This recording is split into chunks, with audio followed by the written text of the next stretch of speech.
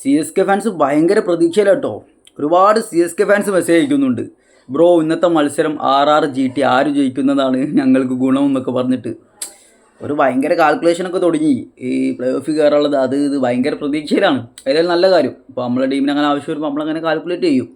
അപ്പോൾ ഇന്നത്തെ RR versus GT മത്സരം എല്ലാവർക്കും അറിയാം. ജയിക്കുന്ന ടീം 2ാം സ്ഥാനത്തെത്തും, 14 പോയിൻറ്റ്.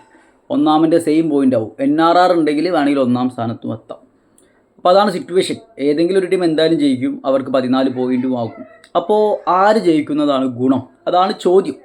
ഇപ്പോൾ RCB ഫാൻസ് ആയിക്കോട്ടെ, പഞ്ചാബ് ഫാൻസ് ആയിക്കോട്ടെ, CSK ഫാൻസ് ആയിക്കോട്ടെ, ഇവരെ സംബന്ധിച്ച് ഇന്നത്തെ മത്സരം രാജസ്ഥാൻ റോയൽസ് ജയിക്കുന്നതാണ് നല്ലത്. അതിന് കാരണം എന്താണെന്നറിയോ? ആര് ജയിച്ചാലും 14 പോയിൻ്റ് ആകും. പക്ഷേ ഗുജറാത്ത് ടൈറ്റൻസിന് ബാക്കിയുള്ള 3 മത്സരങ്ങൾ ടോപ്പിലുള്ള ടീമുമായിട്ടാണ്.